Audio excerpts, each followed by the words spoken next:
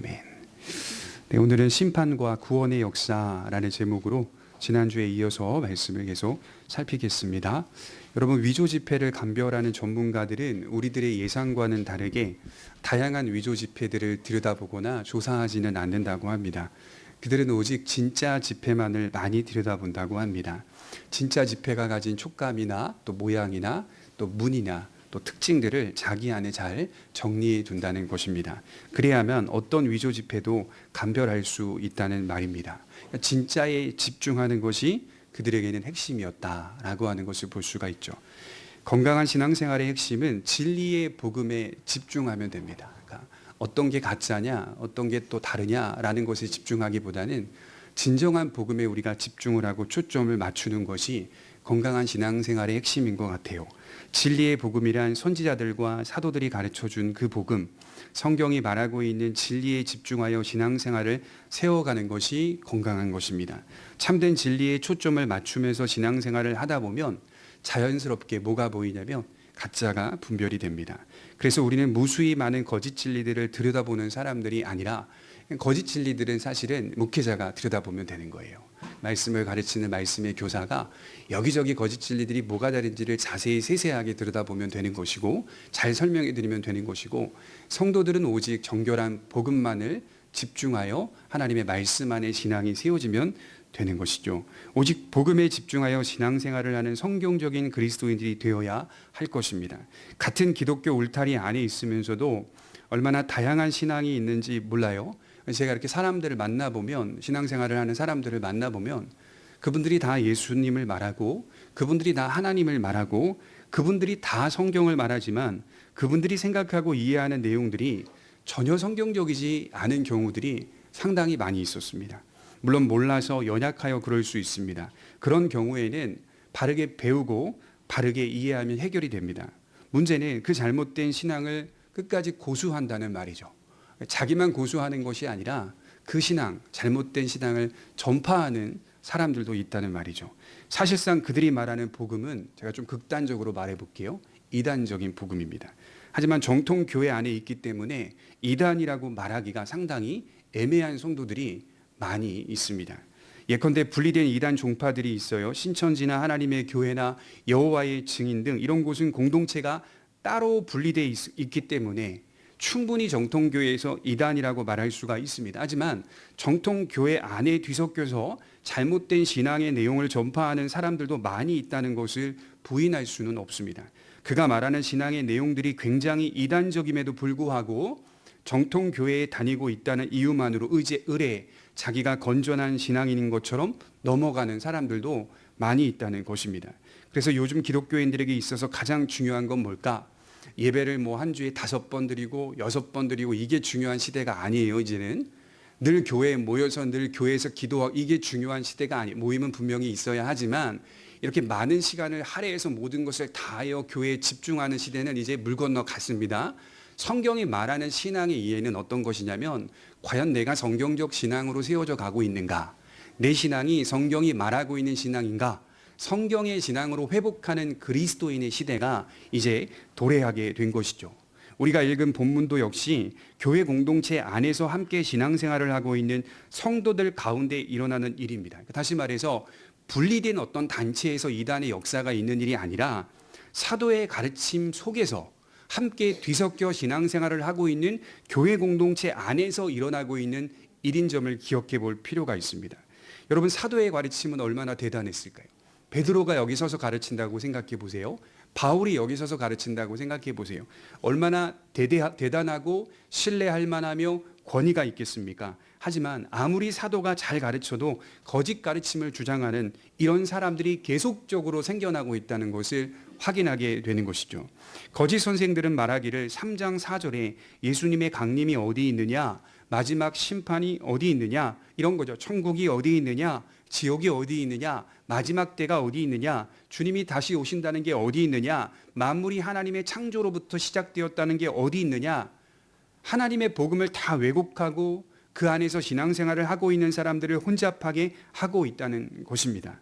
만물은 창조될 때와 같이 여기 이 자리에 변함없이 그대로 있었다라고 주장을 하는 것이죠. 그리고 많은 신자들이 그들의 가르침을 2절에 보면 따라갔다라고 표현을 하고 있어요.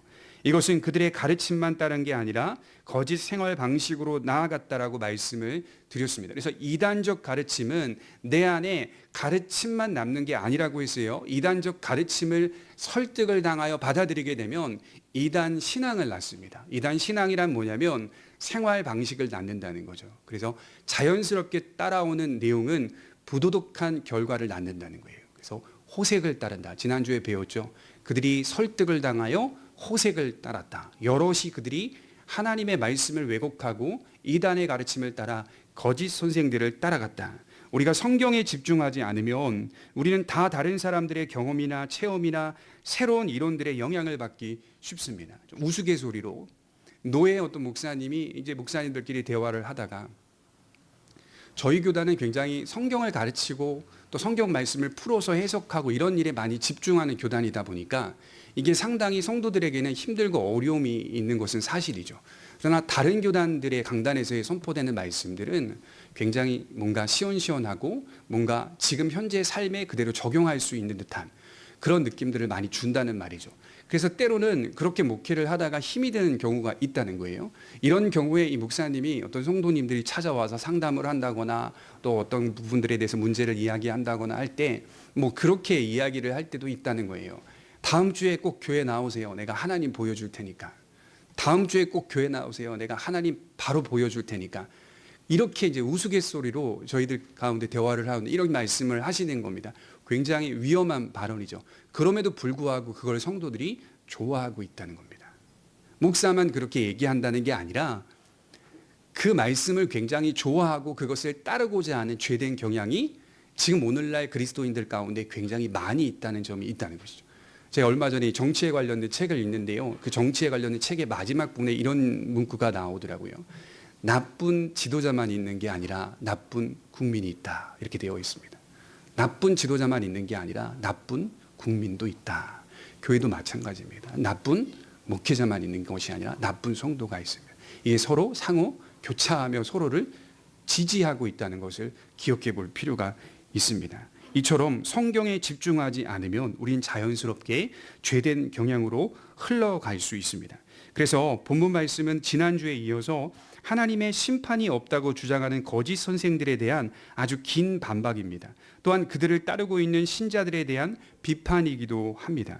심판이 없다고 주장하는 그들에게 베드로는 말하기를 반드시 최후 심판이 있을 것이고 그 심판은 과거를 좀 돌아봐라.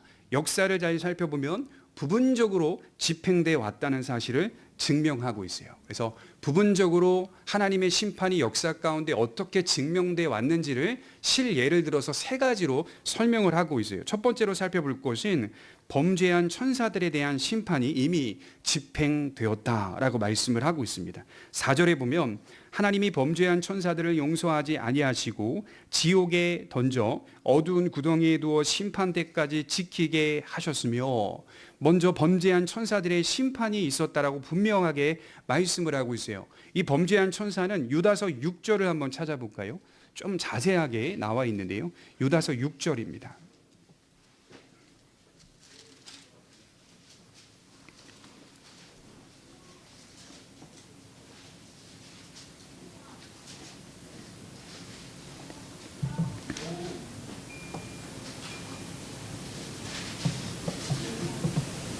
우리 같이 읽겠습니다. 시작.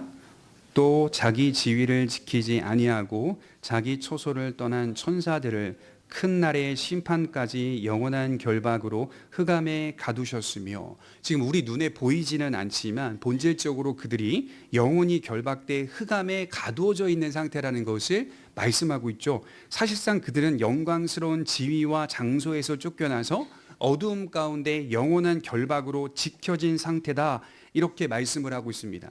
이 세상은 범죄한 천사들에게 영원한 심판을 기다리는 장소와 시간으로서 그 역할을 다하고 있을 뿐입니다.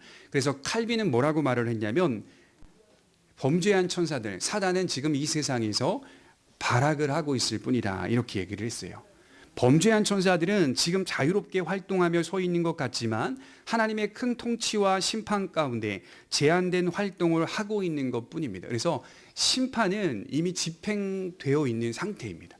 그들이 영원한 결박으로 흑암에 가두어져 있는 상태입니다. 심지어 여기에는 타루타루스라고 하는 지옥이라는 단어를 집어넣었거든요.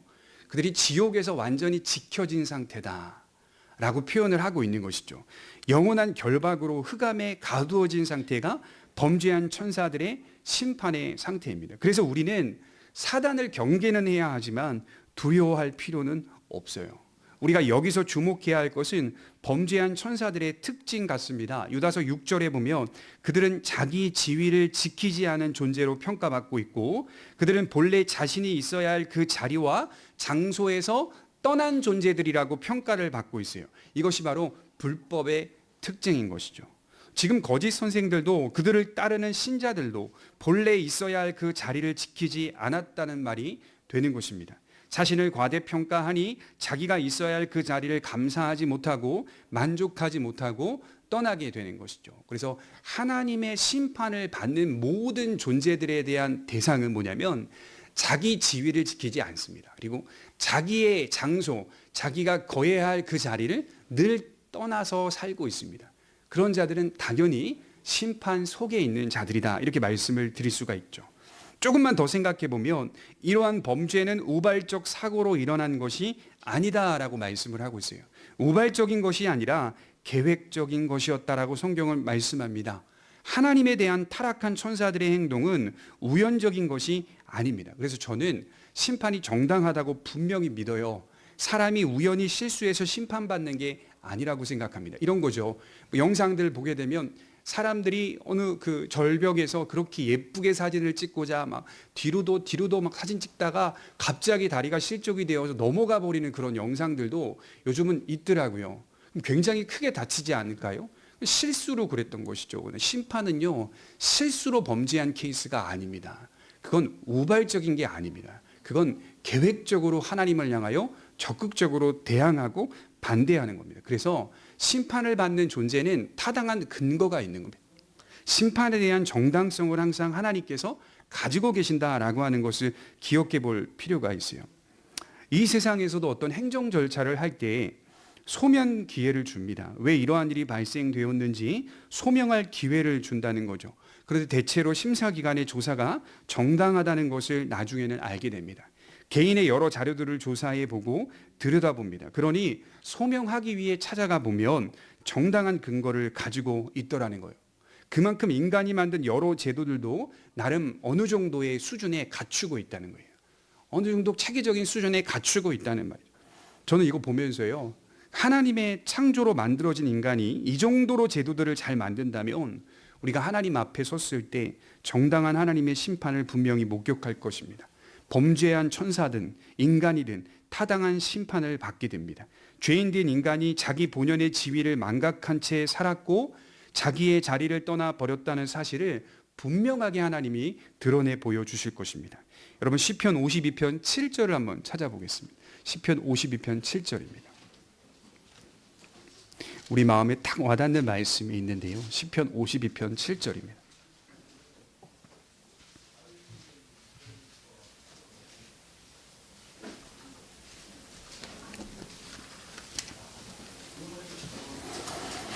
(7절과) (8절) 우리 같이 천천히 읽어보겠습니다. 시작. 이 사람은 하나님을 자기 힘으로 삼지 아니하고 오직 자기 재물의 풍부함을 의지하며 자기의 악으로 스스로 든든하게 하던 자라 하리로다. 그러나 나는 하나님의 집에 있는 푸른 감람나무 같으며 하나님의 인자하심을 영원히 의지하리로다. 대조하고 있죠. 의인과 악인의 특징이 분명하게 나옵니다. 성도는 어떤 존재일까요? 자기의 지위를 알고 있는 존재, 즉 다시 말해서 자기의 힘을 의지하지 않고 하나님만이 나의 힘이다라고 분명하게 고백하며 의지하며 사는 자, 자기의 자리를 알고 있는 존재로 인생을 살아가는 자가 성도입니다. 하나님 앞에서 자기의 지위를 알고 있으니 예수님만을 신뢰하며 살게 되고 하나님 앞에서 자기의 자리를 알고 있으니 하나님의 은혜만을 자랑하며 살게 됩니다. 그래서 우리는 겸손할 수밖에 없는 것이죠. 이어져서 두 번째로 나오는 심판의 실예가 있는데 그것이 바로 노아의 홍수 사건입니다.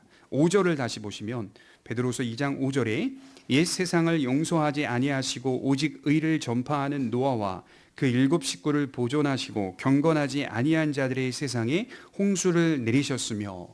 여러분, 우선 예수님은 노아 시대를 어떻게 보셨을까요? 마태복음 24장 37절에 보면 예수님도 노아의 시대를 거론합니다. 노아의 때와 같이 인자의 임함도 그러하리라. 홍수 전에 노아가 방주에 들어가던 날까지 사람들이 먹고 마시고 장가들고 시집가고 있으면서 홍수가 나서 그들을 다 멸하기까지 깨닫지 못하였으니 인자의 임함도 이와 같으리라. 노아의 홍수 사건을 예수님은 먼저 역사로 보고 계셨다는 거죠. 주님의 오심이 이와 같이 임하게 될 것이라고 분명하게 말씀합니다. 노아 홍수 사건은 전 지구적인 사건이었다라고 말씀을 하고 있어요. 이 사건은 어떤 성격의 사건입니까? 심판의 성격의 사건입니다. 노아 시대의 사람들은 창세기 6장에 보면 항상 악하였다 이렇게 출발합니다. 음란하며 타락하며 불법이 가득하였다는 의미입니다. 그래서 하나님은 지면에서 모두 다 쓸어버리시겠다라고 강력하게 말씀을 하고 계세요. 창세기 6장 7절에 이르시되 내가 창조한 사람을 내가 지면에서 쓸어버리되. 예수님 역시 노아 시대를 말씀하면서 방주에 들어가던 날까지 사람들이 먹고 마시고 장가들고 시집가고 있었다라고 말씀합니다. 한번 생각해 볼까요? 이 말씀 고지곳대로 들으면 이단들이 이제 그렇게 표현한 문자적으로 보게 되면, 그러면 먹는 것도 잘못된 것이고 마시는 것도 잘못된 것, 시집가고 장가가는 것도 잘못된 것인가? 이런 문장들을 잡아가지고 그런 식으로 이단의 교리를 만드는 사람들도 개 중에 있더라고요. 여러분, 그런 의미는 아니잖아요. 당연히 먹어야 하고 당연히 장가가야 하고 당연히 시집가야 합니다. 그게 나빴다는 말씀이 아니잖아요. 이런 행위들이 건전하지 않았다는 뜻입니다. 인간을 대표하는 기본적인 행위들이 건전하지 않았다는 거예요. 부패와 타락 속에서 일어나는 일이었다라고 말씀을 하는 겁니다. 홍수가 나서 어느 정도 부패했냐면, 홍수가 나서 다 지금 멸망하고 있을 때까지 그들은 깨닫지 못하였다라고 말씀을 하고 있습니다. 그런데 오늘 본문 5절을 다시 보시면 노아는 방주만 만든 게 아니라 뭐라고 표현하냐면 의를 전파하였다라고 기록을 하고 있어요. 노아는 그 악한 시대에 의를 전파하며 살아가고 있었습니다. 그래서 학자들은 방주를 만든 기간이 대략 120에서 130년 정도를 뚝딱뚝딱 방주를 만들었다고 해요. 120에서 130년 동안 방주만 만든 게 아니라 의를 전파하는 노아라고 기록되어 있으니 하나님의 의, 하나님의 복음을 전파했던 것이 사실입니다. 사람들은 노아의 신앙과 삶, 외치는 소리에 무감각했습니다. 반응하지 않았습니다. 여러분, 요즘 사람들이 말하기를 이렇게 말하는 걸 많이 봤어요. 참 좋은 세상에 살고 있다. 우린 정말 좋은 세상에 살고 있다. 사람들이 보기에 참 좋은 세상에 살고 있다는 말을 너도 나도 할 것 없이 다 합니다. 공항 근처를 한번 가보세요. 쉴 틈 없이 비행기가 오르락 내리락 합니다. 평일 주말 할 것 없이 공항에는 여행객들이 붐비고 있어요. 그렇게 코로나 때문에 코로나 했던 사람들이 코로나 조금 풀리자 다 여행 가세요. 그렇게 가득 차고 있어요. 한국인들은 그게 보상 심리인지 몰라도요, 그냥 벌기만 하면 바로 출발합니다. 굉장히 많이 붐비고 있어요. 그러나 노아가 오늘 시대에 살았다면 그는 의를 전파했을 것이다 라고 성경은 말씀하고 있어요. 하나님의 의를 심판과 함께 전파했다라고 말씀을 하는 거예요. 그래서 우리가 받아들여야 될 것은 이 세상은 결코 좋은 세상이 아니라고 믿으셔야 됩니다. 그리고 성도는 제 갈 길을 가야 한다라고 성경은 말씀하고 있어요. 여러분, 우리는 이 세상 속에서 여러 혜택들을 받고 살아갑니다. 여러 수혜를 받죠. 여행도 가고 그거 다 가야 돼요. 우리 다 바람도 쐬야 되고 또 쉬기도 하고 여러 편의적인 부분들을 경험하기도 해야 합니다. 하지만 그렇다고 해서 이 세상이 좋은 세상이라고 생각하지 말라는 거죠. 그렇다고 해서 이 세상이 좋은 세상이라고 믿지 말라는 거죠. 우리가 좋다고 말할 수 있는 것은 우리를 구원하시는 오직 예수 그리스도의 의뿐입니다. 그리고 우리가 믿음으로 걷는 이 귀하고 복된 자리를 좋다고 말해야 하는 거예요. 이것이 세상 사람들과 우리의 다른 점입니다. 또한 6절에 이어서 소돔과 고모라 성의 멸망 그리고 롯의 구원을 이야기하고 있습니다. 우리 6절을 한번 볼까요? 소돔과 고모라 성을 멸망하기로 정하여 재가 되게 하사 후세에 경건하지 아니할 자들에게 본을 삼으셨으며 무법한 자들의 음란한 행실로 말미암아 고통당하는 의로운 롯을 건지셨으니. 여러분, 이 사건 역시 우리 예수님께서 거론하셨는데 누가복음 17장 29절에 보면 롯이 소돔에서 나가던 날에 하늘로부터 불과 유황이 비오듯 하여 그들을 멸망시켰느니라. 인자가 나타나는 날에도 이러하리라. 소돔과 고모라 사건도 아까 노아의 사건처럼 역사로 보고 계신다는 말이죠. 하나님의 심판이 역사 속에 집행돼 왔다는 말씀을 우리 주님도 그렇게 하고 계세요. 롯이 소돔에서 나가던 날에 하늘로부터 불과 유황이 비처럼 쏟아져 내렸습니다. 심지어 예수님은 마태복음 11장 24절에 마지막 심판 날에는 소돔이 더 견디기 쉬울 것이다 이렇게 말씀을 하세요. 훨씬 더 강력하기 때문에 소돔의 모습이 더 견디기 쉬울 것이다. 최종 심판 때에는 이보다 더 무서울 것이라고 말씀을 합니다. 여러분, 소돔과 고모라 성은 어떤 성입니까? 음란한 성읍이었고 탐욕이 가득한 성읍이었다라고 말씀합니다. 얼마나 음란한 성읍이었을까요? 소돔이 얼마나 음란한 성읍이었을까요? 두 천사가 롯의 집에 유하게 되는데 소돔에 있던 많은 사람들이 그 두 천사가 롯이라고 하는 사람의 집에 들어가는 것을 목격하고 다 찾아와서 내놓으라고 소리를 치는 장면이 나와요. 거기 성경에 뭐라고 기록되어 있냐면 원근에서 노소를 막론하고 찾아와 두 사람을 내놓으라, 우리가 상관하리라 이렇게 기록되어 있어요. 거기 두 천사라고 하는 이 단어를 자세히 들여다보니까요, 남성형 단어예요. 그러니까 이 두 천사가 남자인데 여성처럼 보이는 남자같이 보였던 것 같아요. 그러니까 예쁘장한 남자처럼 보였던 것 같아요. 그래서 소돔에 있는 원근에 있는 수많은 남성들이 롯의 집을 에워쌉니다. 그리고 소리를 치죠. 내놓으라, 우리가 상관하리라. 창세기 19장 5절에 기록된 상관이라는 단어가 야다라는 단어인데요, 성적인 놀이개를 삼다, 내가 성적인 관계를 맺으리라 라고 하는 의미거든요. 얼마나 타락하고 부패했는지 남자가 남자를 관계하는 일이 비일비재했고 소돔성의 보편적인 문화였습니다. 굉장히 위험한 성욕, 이에 대해서 아무도 말리지 않는 모습이 바로 소돔과 고모라의 시대상이라고 볼 수가 있습니다. 그 시대 증장이 악했네? 이런 말 할 필요가 없어요. 대한민국도 얼마나 많이 추악하고 타락한지 모릅니다. 여러분, 저는 목사니까 항상 이바운돌에 있으니까요, 잘 모르는데 가끔씩 자극을 주려고 그러는지 모르겠지만 가끔씩 어떤 성도님들이 실제 일어난 일들을 툭툭 던져서 알려주시는데요, 충격적인 일들이 한두 가지가 아니에요. 근데 그게 기본적인 이 시스템의 상황이라는 것을 말씀을 하시는데 정말 안타까운 게 한두 가지가 아닌 거예요. 놀라지 않을 수가 없어요. 이것이 소돔과 고모라의 시대상이었어요. 하나님은 불비를 내리셔서 잿더미가 되게 하셨어요. 서기 79년도에 로마의 소도시인 폼페이라고 하는 도시에 화산이 폭발했어요. 베수비오라고 하는 이 산에서 화산이 폭발했는데 약 15분에서 18분간 폭발했다고 합니다. 그 성 전체가, 도시가 다 잿더미가 되었죠.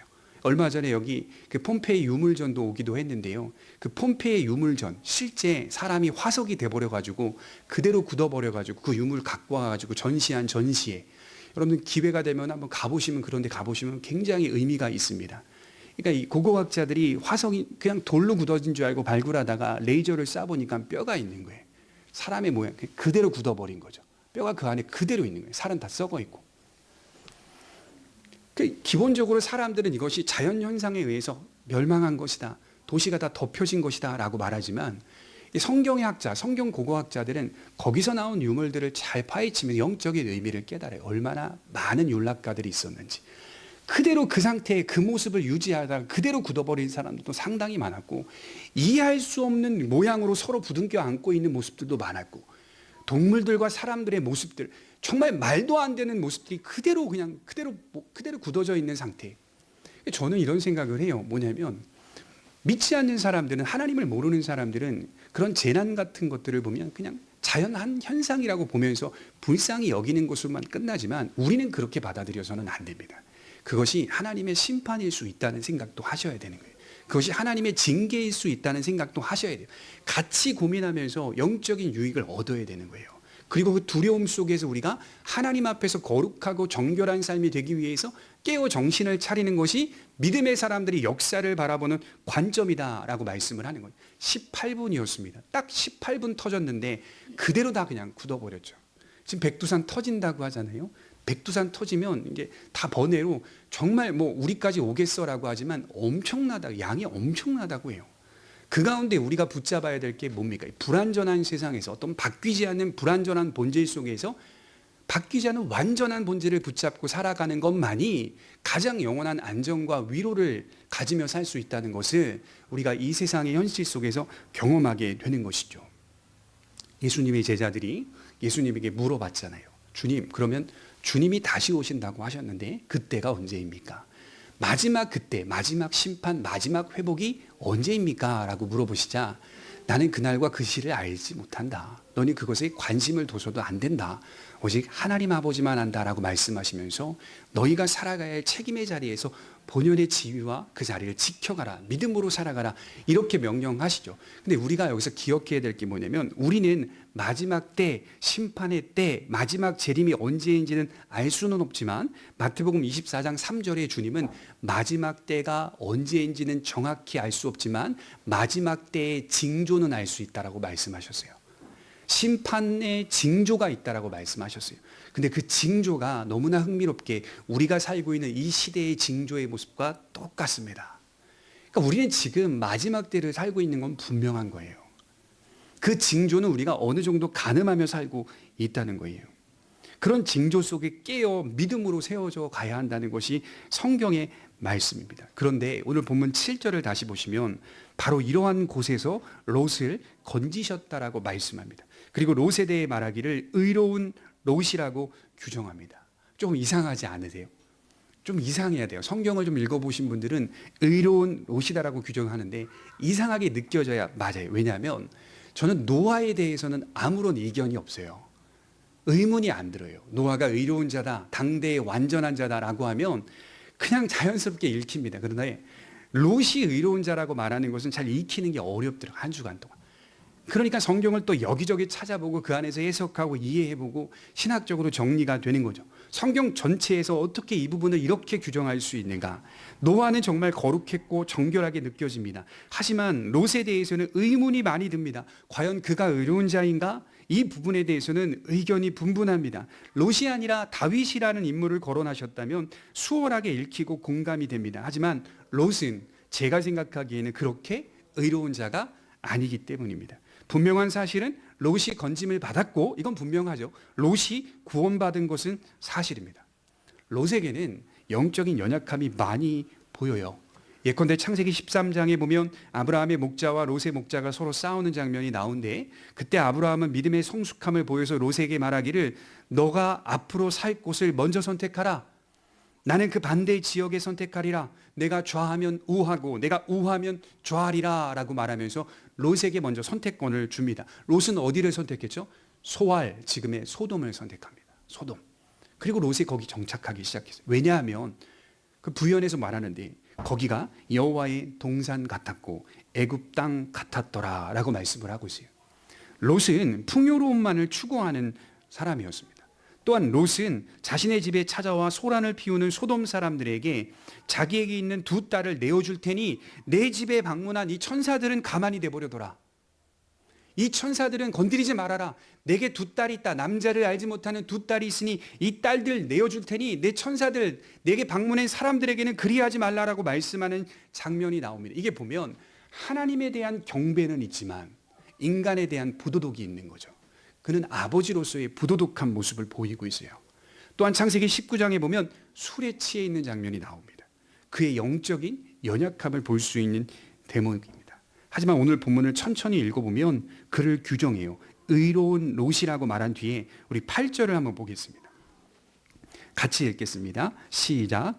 이는 이 의인이 그들 중에 거하여 날마다 저 불법한 행실을 보고 들으므로 그 의로운 심령이 상함이라.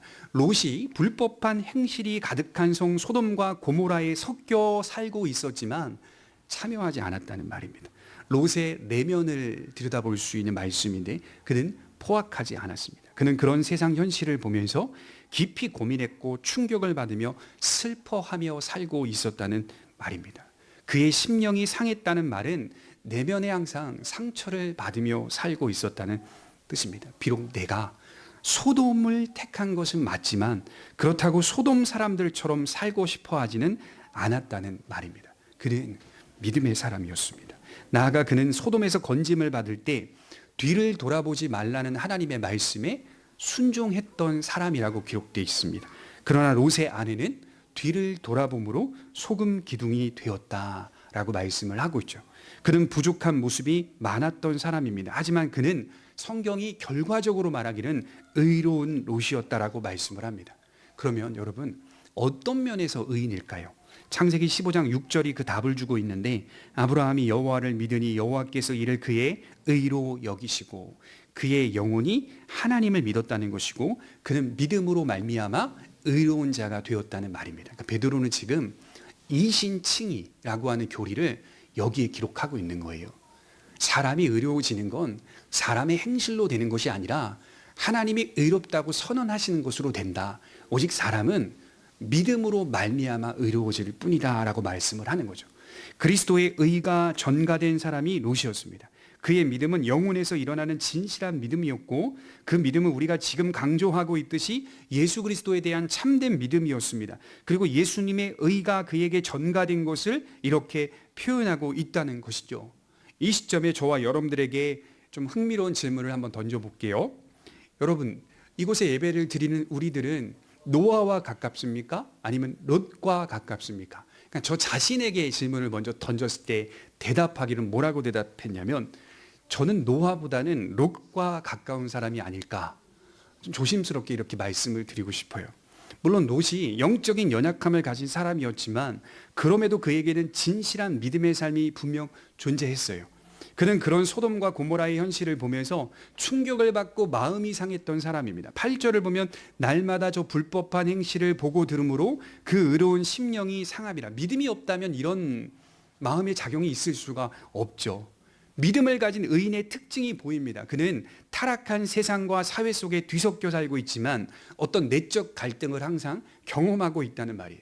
죄로 부패한 세상 속에서 영향을 받지 않으려고 노력하고 있습니다. 그러다 보면 무슨 일이 생기냐면 상처를 입고 마음의 복합적인 갈등들을 경험합니다. 그래서 믿음이 좋다는 것은 너 왜 믿음 없어? 이렇게 다가올 수가 없는 거예요. 해봐, 믿음으로 해봐. 이게 쉽지가 않은 거예요. 믿음이 좋다는 건 항상 단순한 마음을 갖는 것을 뜻하지 않아요.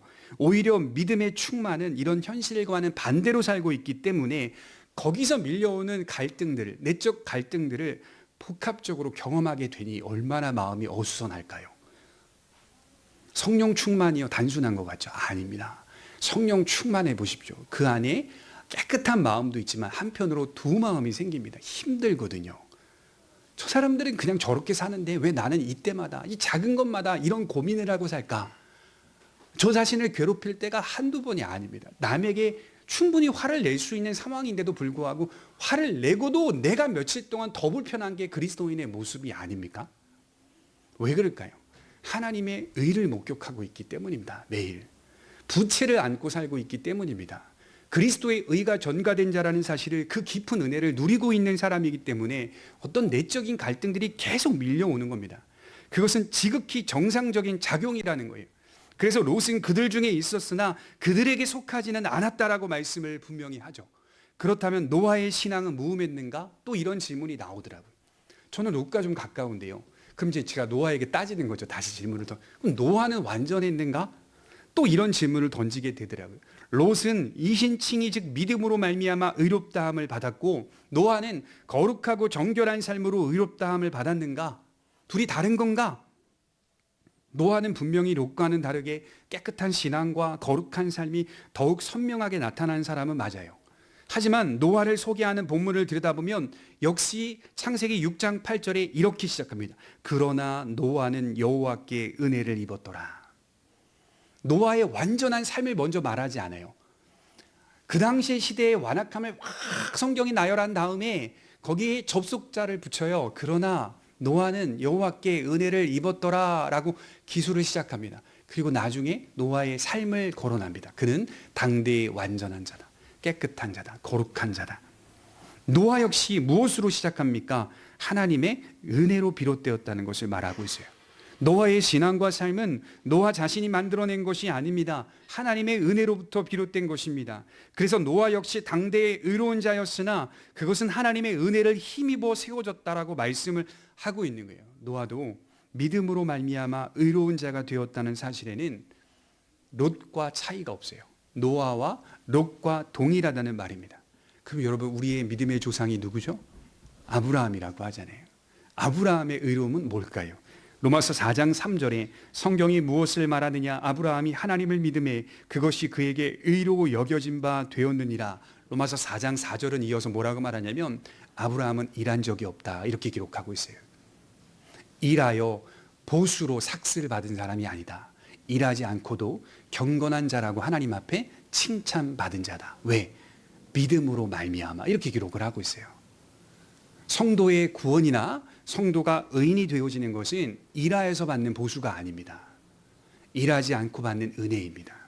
그리스도의 의를 바라보며 믿음으로 섰을 때 그리스도의 의의 전가를 통하여 의인으로 선포되는 것뿐입니다. 그러므로 누구도 자기 행실로 자기 신앙을 의롭다고 규정할 수가 없습니다. 오직 믿음으로 하나님의 은혜로 된 일을 찬송할 뿐입니다. 그래서 오늘 본문을 보면 구원이라는 것을 표현할 때 건지다라는 단어를 반복해서 쓰고 있어요. 7절에 보시면 롯을 건지셨다. 9절에 보면 경건한 자는 모든 시험에서 건지실 줄 안다라고 말씀을 합니다. 이렇게 말씀을 묵상하다 보니까 이거 베드로가 썼잖아요. 저는 이 대목에 베드로가 아마도 주님이 가르쳐 주신 주기도문을 생각했을 것이라고 짐작이 되더라고요.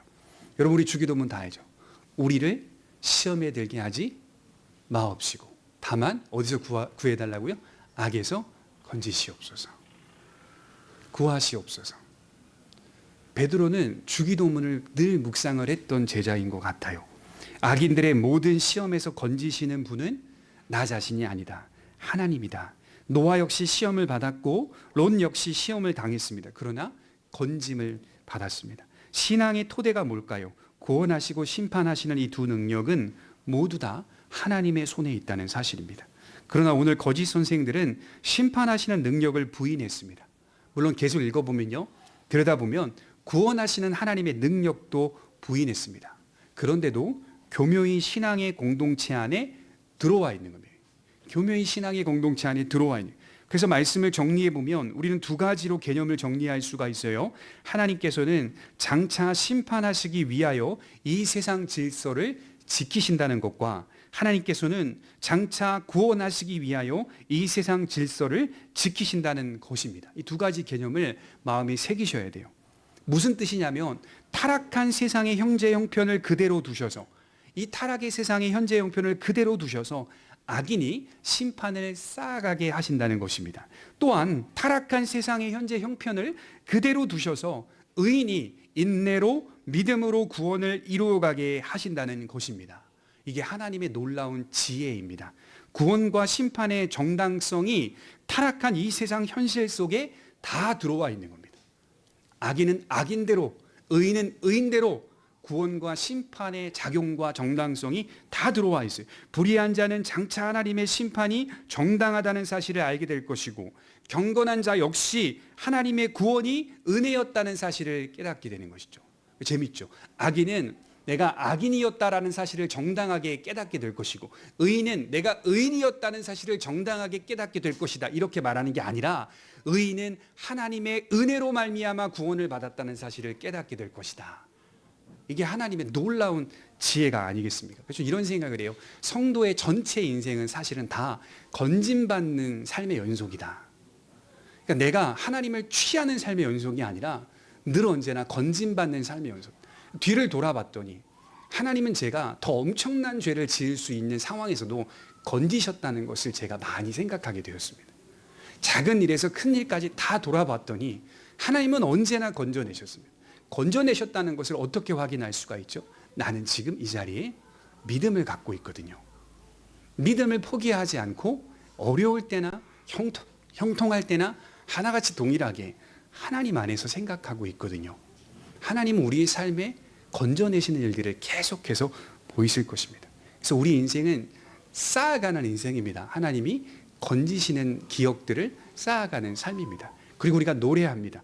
찬송합니다. 하나님의 은혜로 말미암아 구원을 받았습니다. 그래서 교회를 뭐라고 말하죠? 방주라고 합니다. 교회를 방주라고 표현하죠. 여러분 우리 교회 주보에 보시면 여기 CI 로고 보이시죠? CI. 지금 우리 간판도 다시 하고 하긴 해야 되는데 고민이 있는데 이게 CI거든요. 우리 교회 로고잖아요. 근데 이 로고의 의미가 뭘까 말씀드린 적도 없어요. 제가 사실은 그냥 제가 만들어 놓고 그냥 이쁘다 하고 있었거든요. 이 기회에 말씀드리면 이게 방주거든요. 밑에 물결이 바다 물결이고 물결의 색깔이 7가지 무지개거든요. 그리고 위에 방패 모양의 가운데 십자가가 배를 형상화하고 있는 겁니다. 그러니까 세상의 큰 파도와 세상이라고는 타락한 그 현재의 형편 속에서 우리는 구원의 방주로서 이 역할들을 감당하고 있다라고 하는 사실. 이참에 여러분들이 의미를 이제 아신 거죠. 교회는 방주로서 우리의 삶 가운데 우리의 신앙을 지지해주고 우리의 피난처가 되기도 하고 우리의 방패가 되기도 하고 또 우리를 붙들어주는 강력한 힘이 되기도 하는 것입니다. 이러한 은혜를 지속적으로 경험하는 성도들 되시길 바랍니다. 기도하겠습니다.